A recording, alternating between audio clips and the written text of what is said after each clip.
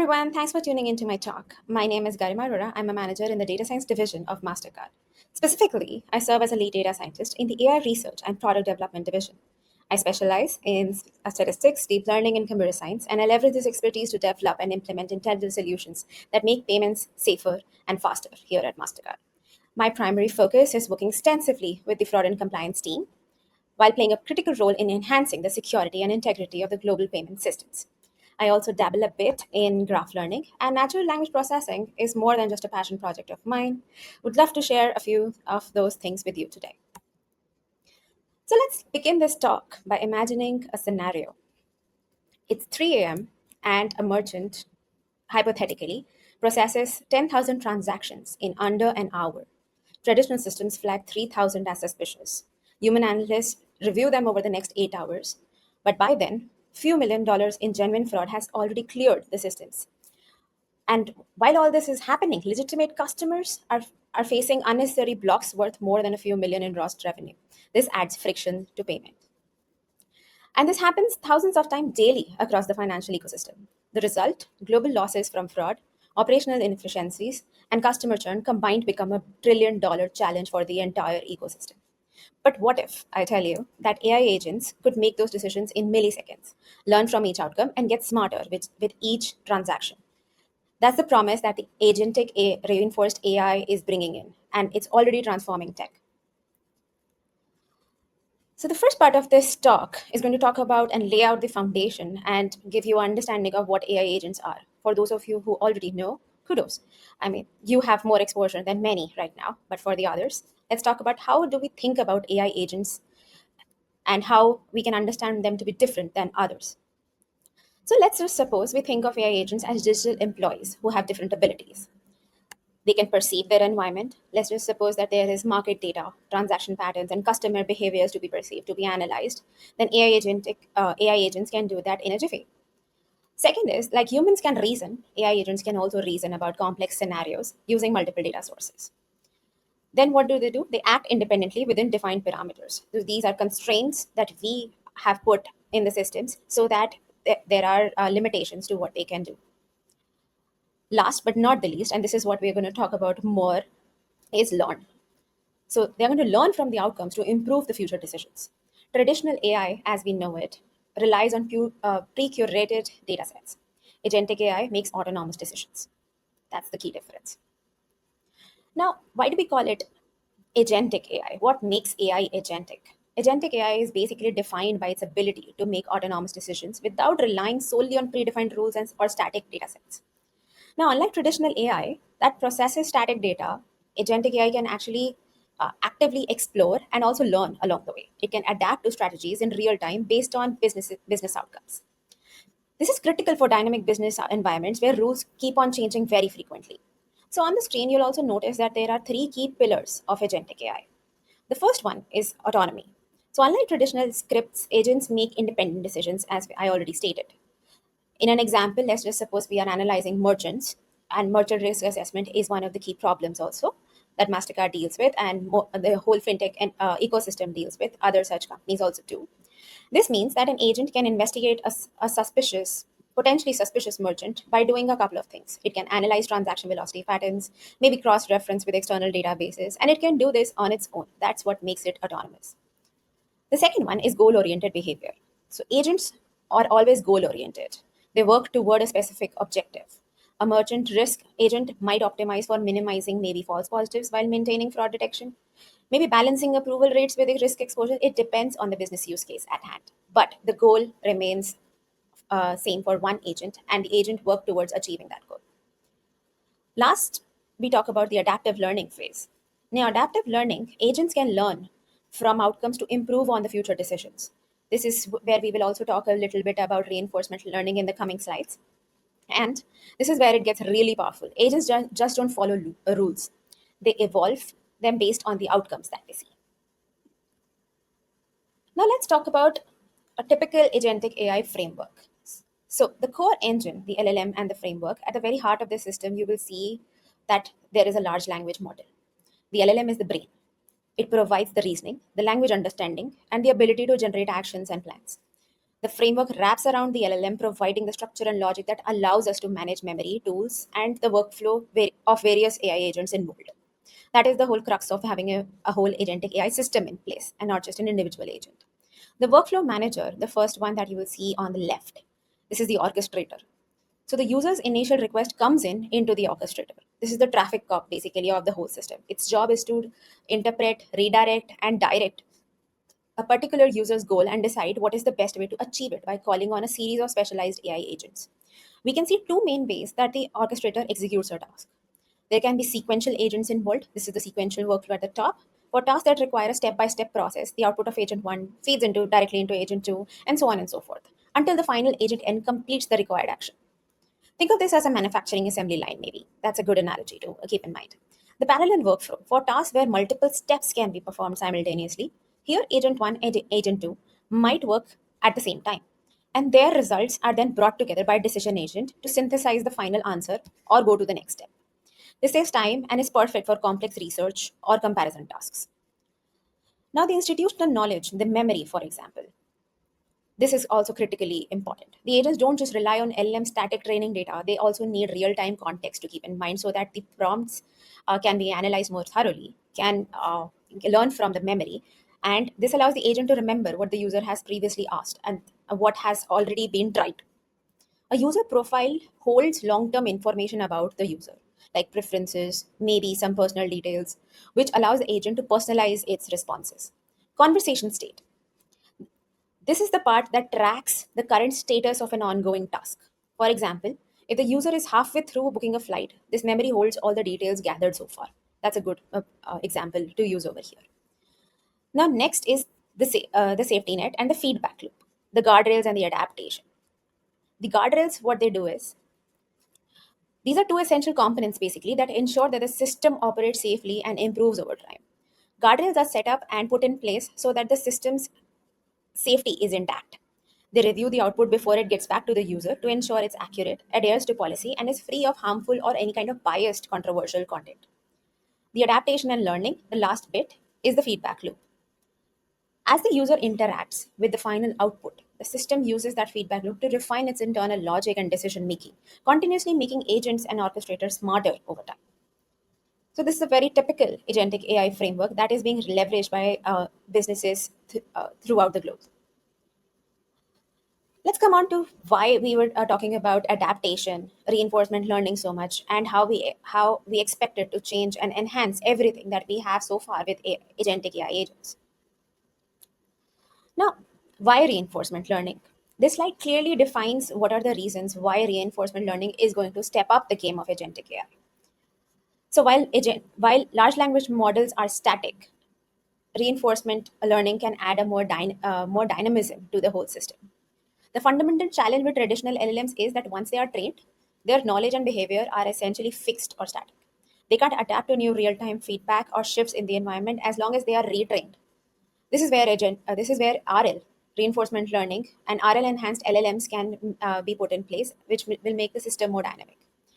They adapt automatically and continuously to the changing data, evolving user goals and consequences of their own actions. This transition from static to dynamic is what allows LLM to evolve from sophisticated predicator to an effective decision maker. An analogy, and a very interesting analogy to use over here is a traditional LLM acts like a calculator that can only give a fixed answer. An RL enhanced LLM is like a self driving car that learns from road conditions. So, wouldn't that be interesting? Now, the impact of efficiency and accuracy. The immediate, tangible benefit of integrating RL is a massive improvement in the performance metrics, processing time, and also giving more dynamic responses which fit better to users' choice. They cut out unnecessary steps, refine internal reasoning, and get to the correct answer faster. Now, this is very vital when you have a high volume, high veracity, and low intensity environments like fraud detection, for example. Now, approval accuracy, most importantly, they improve approval accuracy significantly. RL optimizes the model to maximize the specific real world reward signal, which as correctly identifying fraud or successfully completing a complex task. Last but not the least, let's talk about the feedback loops. So RL uses feedback loops where agents learn from outcomes to update strategies and making them faster. This is a continuous cycle. Act, observe, reward, learn, and maybe update. These are a few key steps that RL systems usually perform. They're not just pre-trained data. They are experimenting and also improving along the way. The shift from the static data processing to dynamic ex- experience-based training is why RL is so crucial to building intelligent and robust AI system. And most of the cutting-edge, state-of-the-art LLMs today that are there in the market are actually leveraging this technology. We will see that in a couple of slides. Now let's take an example in the real-world scenario how RL would fit in along with agents. This is where it gets exciting. The merchant risk intelligence is a very common use case. It goes beyond MasterCard, it goes beyond fintech payment ecosystems also. Sometimes it even goes into audits, and more so than not, it can basically be used to identify if there is any kind of legitimacy risk involved when we talk about a particular entity. So the agent, let's just suppose, is put in place to make a decision. It will either flag or vote for a merchant, vote in favor of a merchant. Now, the outcome of what the agent has gotten out of the system is observed. The merchant performs well or commits fraud. This is seen and analyzed, and based on this, a feedback is generated. The feedback will be positive in case of good outcomes if the agent predicted it right, and negative for bad, obviously. Now, the reward signal, when it's generated, the agent then updates its strategy based on whether it was right or not. If it is, it rewards itself if it was right, and it penalizes itself in case it was wrong. So this will end up making future rewards even more. So maximizing future rewards is the end goal of any RL system. Moving forward, let's deep dive into the mathematical foundations of RL and how it is all coming out to be. So this slide basically talks about a framework. It's called the Markov decisioning process. This is the MDP framework. It is very widely used in RL literature. It's basically the mathematical blueprint from everything that has emerged and is related to agentic reinforced learning. MDB is a mathematical blueprint, as I said, for modeling sequential decision making. Think of this as a foundation for any system that has to make a series of decisions to maximize long term goal in an uncertain world. There are business states. There are the key property over here is when Markov property is there, it states that the future only depends on the current state, not on how you arrived over there. So the history does not matter. Only the current state does. That is why business states are so important. Now, it's a complete snapshot of your current business situation. It contains all the necessary information to make the next decision. Only the next decision matters, and only the end reward matters. So, a business example here would be if you're optimizing a stock trading robo, the state isn't just today's price, it might be current price, it might be 10-day moving average, current volume. This is the information that the robo uses to decide. This is an automated system, we are calling it a robo. There are some available actions for the robo. What are those? Actions are basically choices or decisions you can make from any given state. Taking an action results in an immediate reward or a cost. Let's talk about the Bellman optimality equation. This is also a popular equation that you might come across. The equation arguably is the single most important formula in the reinforcement learning. It defines the maximum possible expected long-term reward you can achieve from a given state. It's mathematical basis for finding the optimal policy. The goal here, the optimal value, V star S on the left over here, we have, it's called the optimal state value function. It represents the maximum expected accumulated future reward you can get, starting from a specific state S, assuming you act optimally from that point onward. Now, the optimization process maximizes over actions, the max A.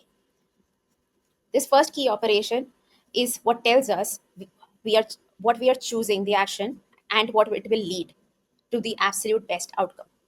The entire right side of the equation is calculated for every possible action, and we simply select the best one. In plain English, to find the optimal value, we must take an optimal action.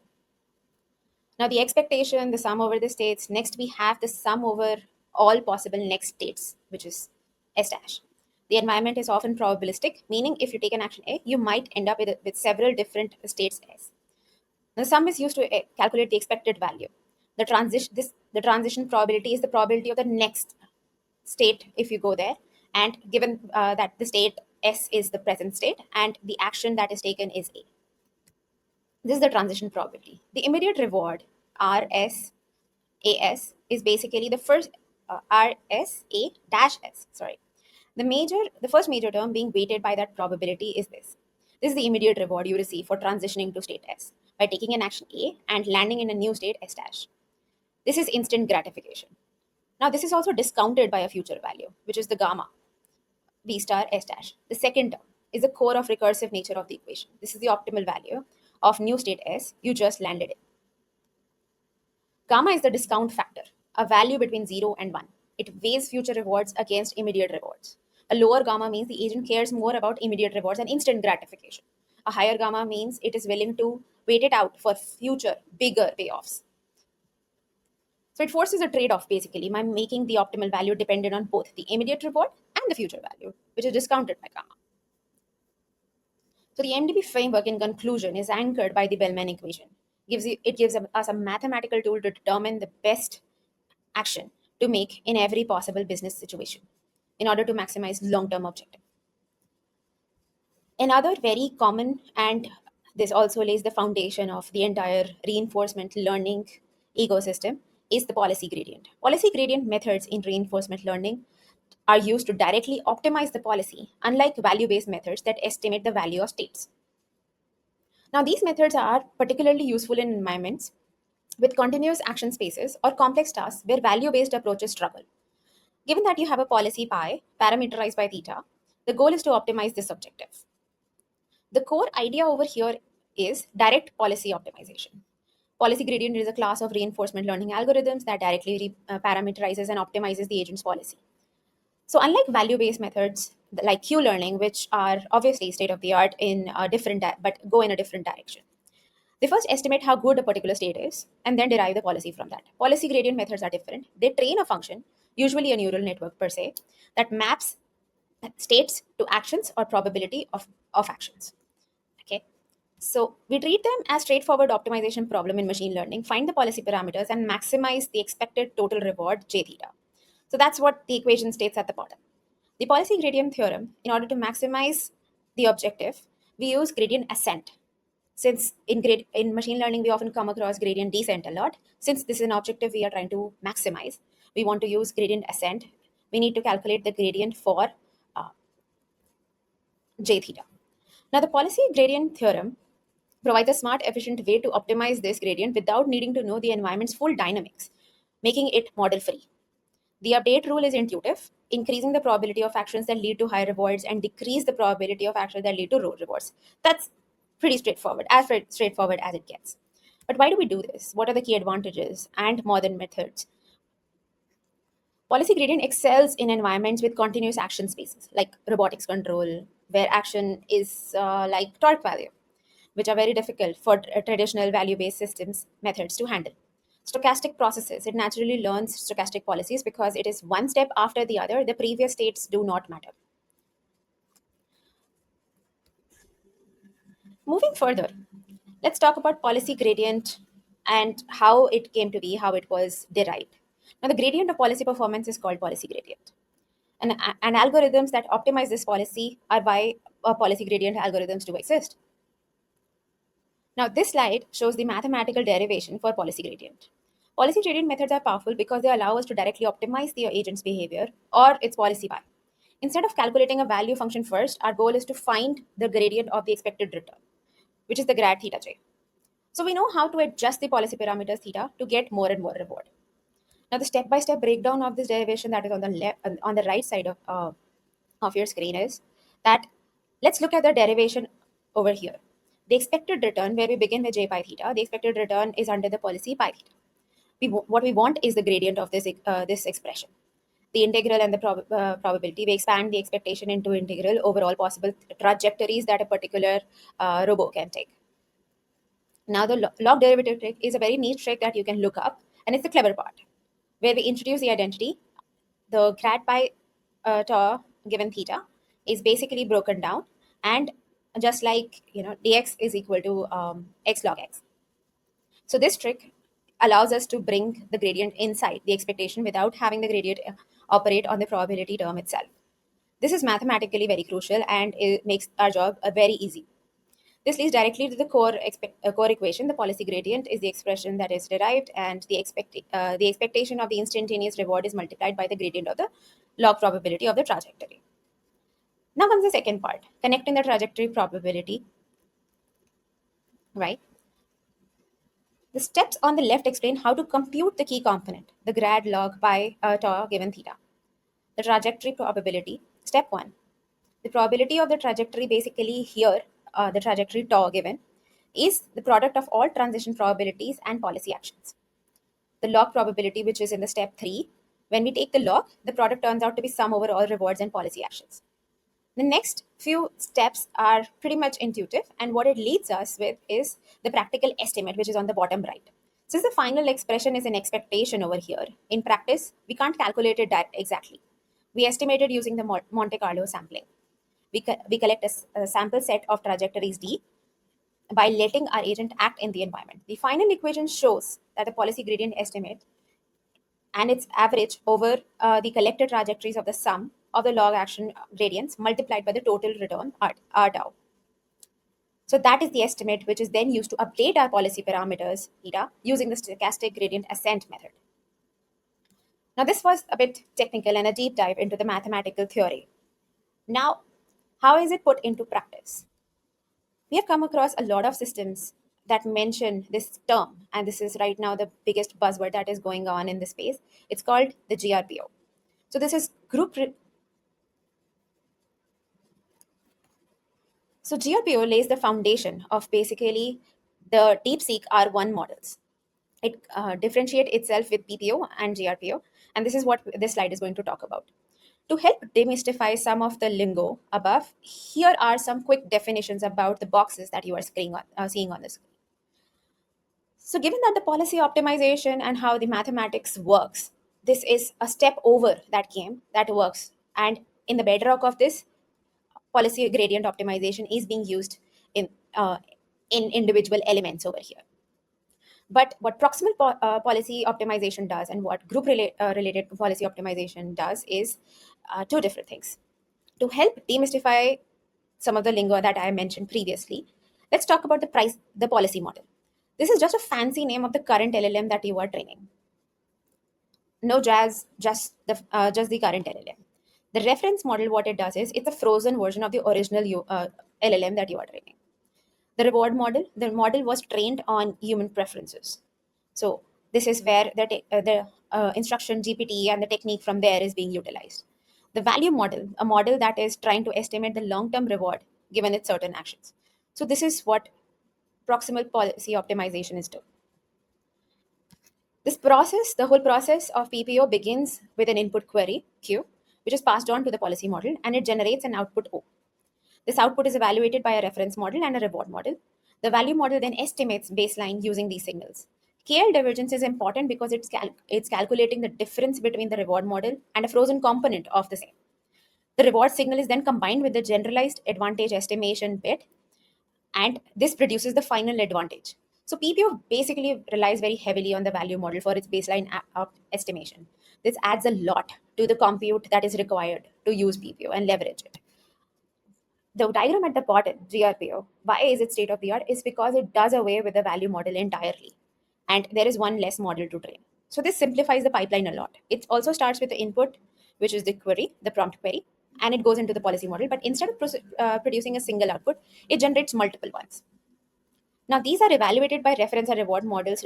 And instead of using a value model, GRPO uses group based computation to estimate the baseline and compute advantages. This basically designs and eliminates the any need for the trained value model, specifically reducing training resources. So in summary, what happens is GRPO maintains the core strengths of PPO while streamlining the architecture for efficiency. It's a leaner alternative that leverages group dynamics to estimate baselines, making it ideal for resource constrained environments. Moving on. Now, given that we are using so much compute, we are using a lot that relies on human behavior and its interaction. There are a lot of implementation challenges with the solutions that we are trying to leverage, and there are some trade-offs, and there are some solutions that counteract these challenges as well. Like for example, the key business challenges that firms are facing today are data privacy constraints. So federated learning approaches are being explored to counteract and maintain data privacy in confidential environments, like suppose the fintech environment, the credit-based credit industry, even in fraud industry as well. So that's one thing. Another thing that is important is to maintain regulatory compliance. Explainable AI integration is a must have for most of the business use cases, but it's harder to achieve when we talk about LLMs. System integration. Right now, every firm operates in different constraints in different environments, and different systems need to be updated as this is a heavy ecosystem, a heavy pipeline that we are trying to build and inculcate in the current bedrock that is already present. So one of the solutions could be that API first architecture might be easier to employ. So change management, we can have gradual rollout strategies that might benefit in leveraging agentic AI. Some of the technical frontiers that we can't wait to see in the modern world is maybe there are some foundation models that also come up, not just on the language itself, but also for business decision making. Quantum enhanced approaches are also being explored and would be fun to see what they might bring in. Neuromorphic RL architectures are also something that are being experimented with.